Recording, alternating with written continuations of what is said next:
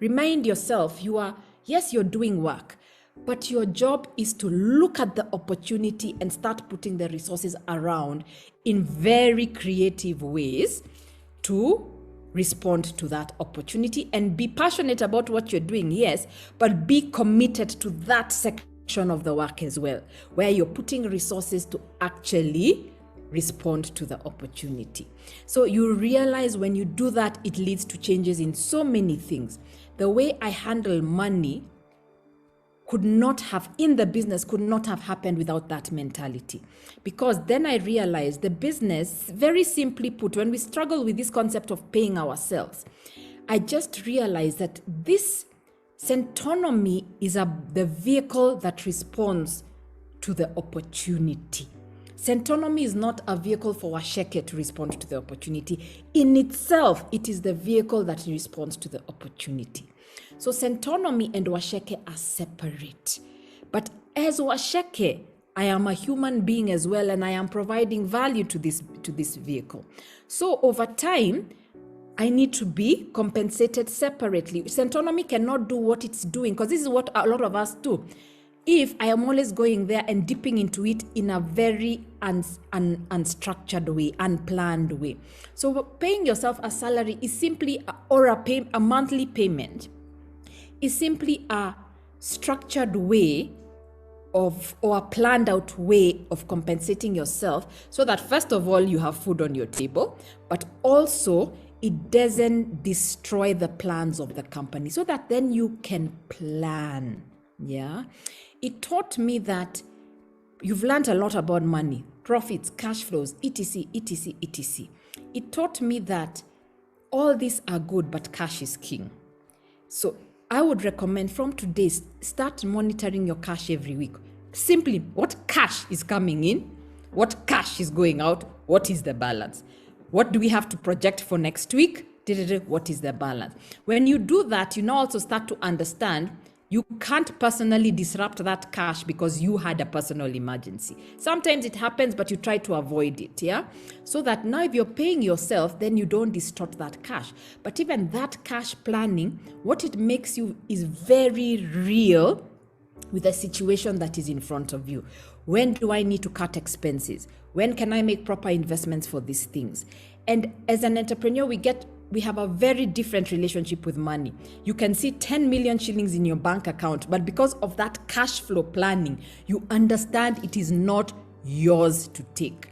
Businesses have fallen because they get money, a client suddenly pays, and maybe it's a client you've been doing work for 8 months, yeah? And you've incurred costs and debts, but suddenly 10 million shillings lands in your bank account, you get excited, take half of it and you go buy a car because you're excited about instantly. But when you do cash flow, you realize it's there, but it's not there. It's there, but it's not there. Or it's only there. You got 10 million, only 1 million is accessible to you, or only 100,000 is accessible to you. So entrepreneurs, our life with money is so strange because we can have money in the bank account, but you're like, if I even touch 20,000 shillings, this is exactly what will not happen, because there are times that there's extra and there are times that you're on a shoestring budget. Every shilling has to be monitored. You even ask yourselves, why are we buying pens for 50 bob when there are pens for 20 bob? Things like that. But that mindset of always understanding, because it is bigger than me, there are certain things I'll do. Cash flow is one of them. But because it's bigger than you, let me tell you what's working in your favor. Because it is bigger than you, you will find other people see it. My biggest form of credit when I started out, my biggest form of capital was supplier credit. It was literally, we needed venues to start training people. The little modified dog house I had as an office was not going to cut it. Yeah. Yes, our first office was a dog house, a modified dog house. Yeah. So someone's dog house, they kind of did a few things and then we moved there. Yeah. So, and that's another, so that sometimes what you are doing behind the scenes, your customer will not understand, will not know it. They didn't need to come to the doghouse because the venues we hired for training were not the doghouse. And when it came to starting that class, so not only did I have to get new trainers, put myself out there, because we are now teaching subjects and I'm allowing people to teach subjects I have no idea about, like tax. But I had to walk into this new building because I was like, this is the perfect building to have to start these classes. It has the perfect training center, etc. It projects the perfect image for what it is that we are teaching. And I had to, you don't know me, but I need this class and I'll pay you after 3 months because it's a 3-month program. Yeah. Or I'll pay you per month. And they had a meeting. And I think because they were new, I don't think they were rolling over with clients as well. So they took a gamble on us. And we had until we built our own training center, we had a long-term relationship with them. But I hadn't understood that I raised money until the people, working capital, David talks about working capital, that I was like, actually my form of capital was supplier credit. So some of you are sitting saying, I don't have money. When you really investigate, what money do you need? You may find out it's just that you need somebody to help you with goods or services, but agree that you will pay them when the money comes in, which then led me to understand that no matter what we do, let us match when money comes in as much as possible to when money goes out. And when you're doing that cash flow, that is exactly what you are doing.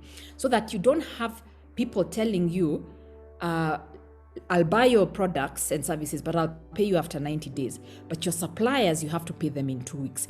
That is what is causing a lot of headaches for a lot of businesses. So it's either you tell your customer, no, you have to pay me in 30 days, and then tell the supplier, can I pay you in 30 days? So that once you match, that's why I want you to do that cash flow. What is coming in this week? What is coming out next week? If you can now even project it every week for the next month, and even better start doing a 30-day, post that a 30-day plan, you will start seeing where your money struggles are coming from. And then if it's just not enough money is coming out, you then know that is the problem you have to solve. Yeah. And even in your 1-year plan, you start writing, I need to solve a cash income, an income problem, which is then is pricing, which then is getting the customer. But sometimes we are trying to sort out. Sometimes we can get so many customers, but if you've not sorted out that they pay you in 90 days, you literally have not sorted out your problem. So you're wondering, why am I so busy? Do some of you find, why am I so busy? And I used to find it, yeah? Why am I so busy, but I have no money to pay salaries? I have no money to pay myself. It was because there was a time the customers we had would do that. We have a big job with a big name, but they're paying me after 90 days. So even when you find yourself, because you're limited in terms of time, saying no to certain things and yes to certain things because of practicality. Yes, I want to do the job, but 90 days is simply going to destroy my business.